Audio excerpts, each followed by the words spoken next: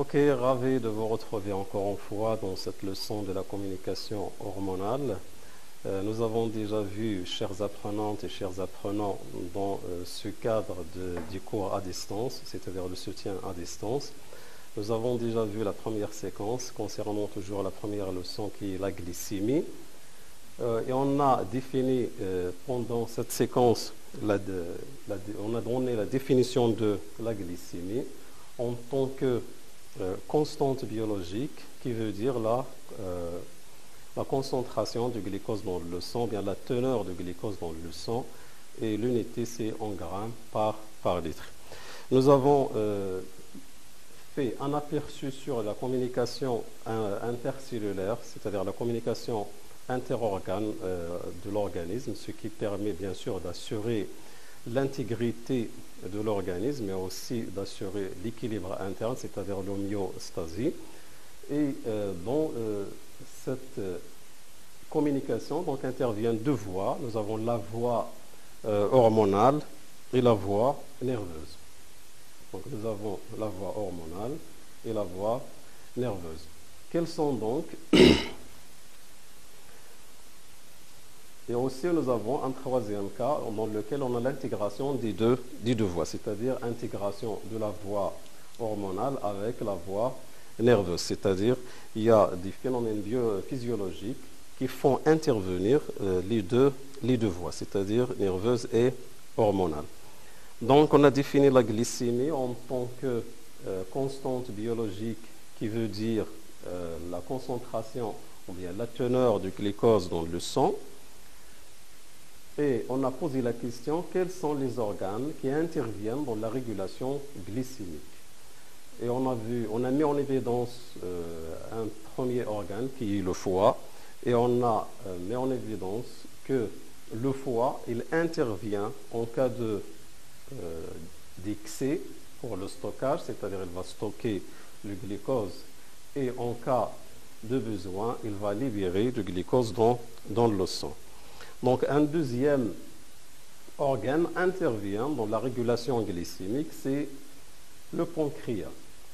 Mais avant d'entamer ce deuxième organe, donc, on va d'abord voir une expérience, la fameuse expérience de M. Claude Bernard concernant toujours le foie, qui est le premier organe primordial qui intervient dans la régulation de la glycémie. Donc Claude Bernard, donc après, donc il a sacrifié un chien, un gros chien auquel c'est-à-dire qu'il a pu nourrir pour quelques jours.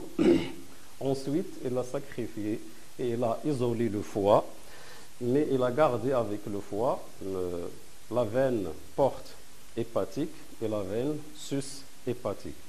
الوريد البابي تحت كبدي والوريد البابي الفوق كبدي. Donc pour la veine porte hépatique, donc il relie le foie avec les intestins, c'est-à-dire que les aliments absorbés au niveau des villosités intestinales donc, vont transiter à travers cette veine, c'est-à-dire chargée de nutriments, vers le foie, et le sang va sortir vers le cœur à travers la veine sus-hépatique. Donc il a procédé, M. Claude Bernard, donc c'est sa fameuse expérience, donc il est résumé dans ce paragraphe.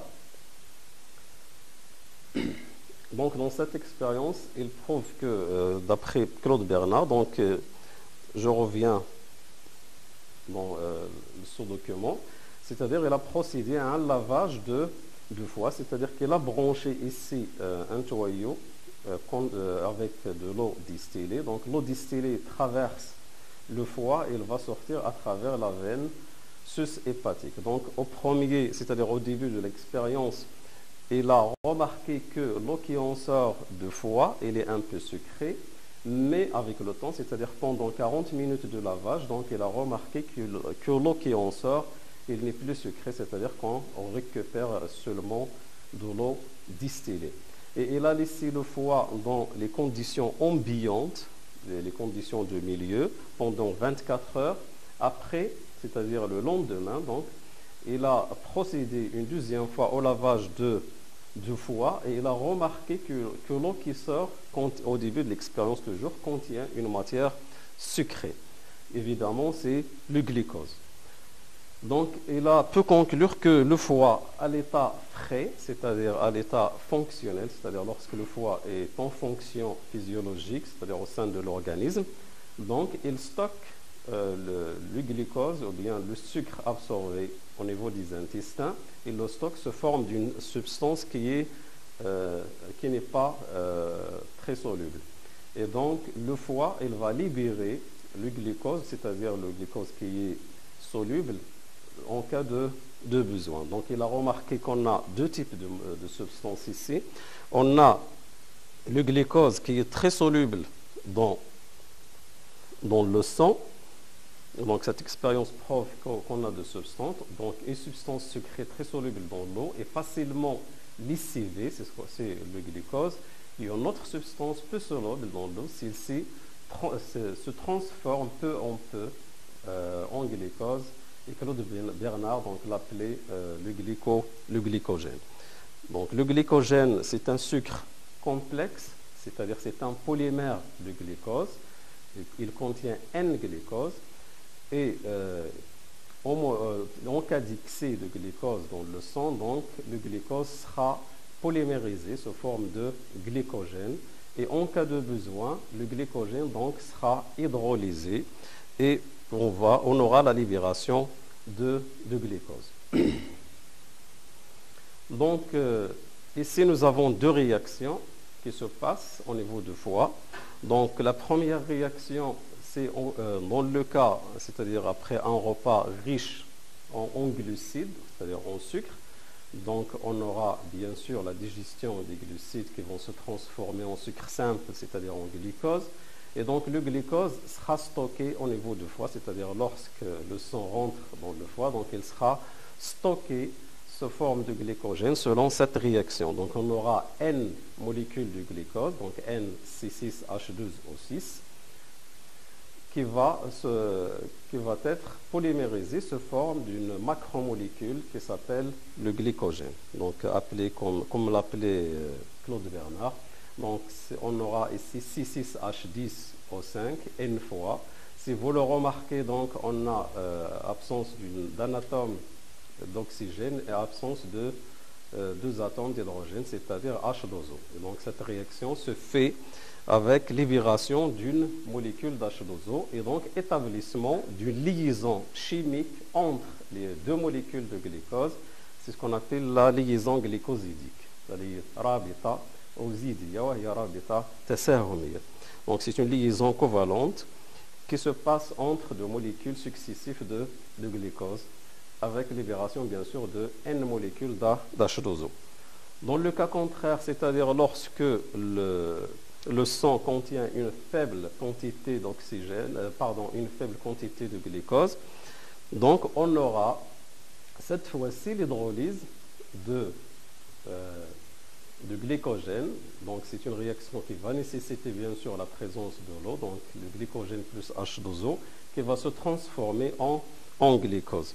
Donc la première réaction qui permet la polymérisation de glucose sous forme de glycogène, ça s'appelle la glycogénogenèse, alors que la deuxième réaction qui se passe en cas de besoin, c'est-à-dire en cas de la baisse de la teneur de glucose dans le sang, ça s'appelle la glycogénolyse.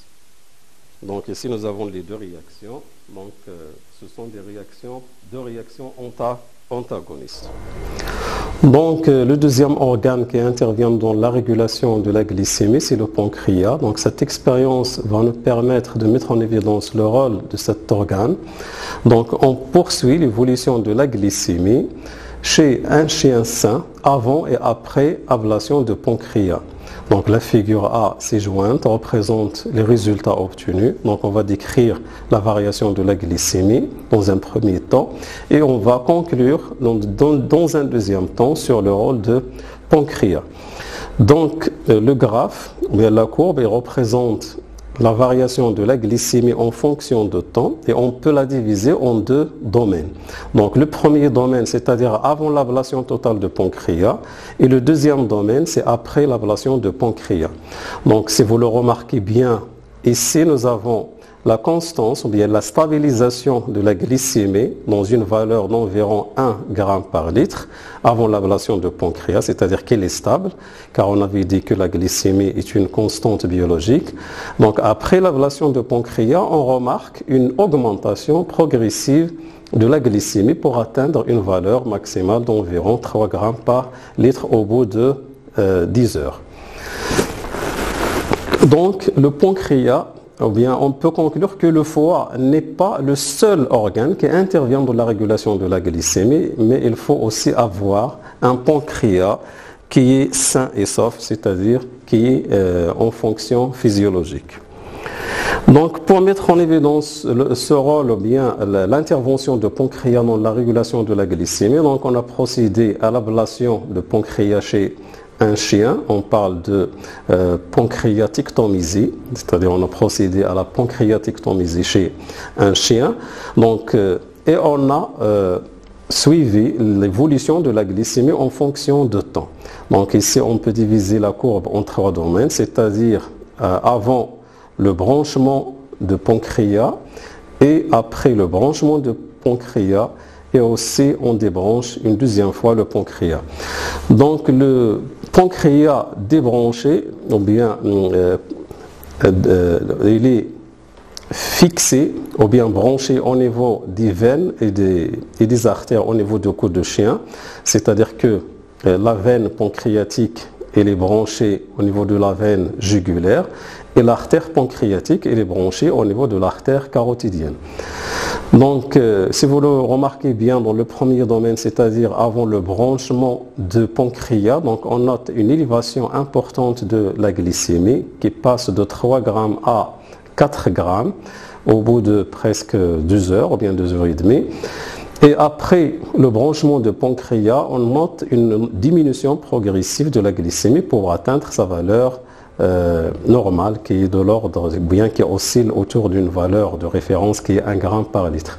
Si on débranche encore une fois, donc on remarque qu'il y a une augmentation toujours de la glycémie. Donc on peut conclure que dans ce cas, le pancréas il a un rôle surtout c'est-à-dire un rôle dans l'hypoglycémie de sang, c'est-à-dire il permet de diminuer la glycémie. Donc puisqu'on branche le pancréas au niveau de la circulation sanguine, et cet branchement a un effet sur plusieurs organes, c'est surtout sur le foie qui régule le glucose, c'est-à-dire qui régule la glycémie, le taux de glucose dans le sang. Donc le pancréas sécrète des substances qui vont être véhiculées par le sang et arrivent au niveau de certains organes qu'on appelle les organes cibles. Donc ces substances, ce sont des messages chimiques sécrétés par le pancréas et qui vont influencer ou bien intervenir physiologiquement sur d'autres organes. On appelle ces substances des hormones. Donc le pancréas, on peut le considérer dans ce cas comme étant une glande endocrine, c'est-à-dire à sécrétion interne, c'est-à-dire qu'il sécrète des substances dans le sang, bien dans le milieu interne. Et on dit que c'est une glande qui est endocrine et elle est غدة إفراز داخلي. Quelles sont donc ces hormones sécrétées par le pancréas? Donc pour mettre en évidence ces hormones, donc on va utiliser les résultats de 2 expériences. Donc on va commencer par la première expérience. Donc ici chez un animal, après ablation de pancréas, donc C1, c'est-à-dire après ablation de pancréas, on procède à l'injection, et C2, de l'insuline. Si vous le remarquez bien, donc après ablation de pancréas, on note une diminution de glycogène hépatique.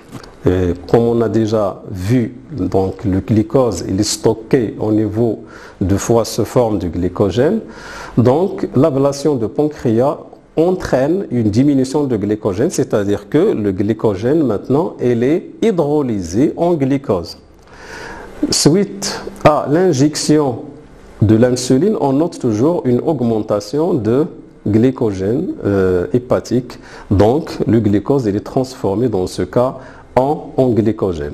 Donc l'insuline c'est une hormone qui permet ou bien qui active la réaction de la glycogénogenèse, c'est-à-dire la formation de glycogène à partir de glucose.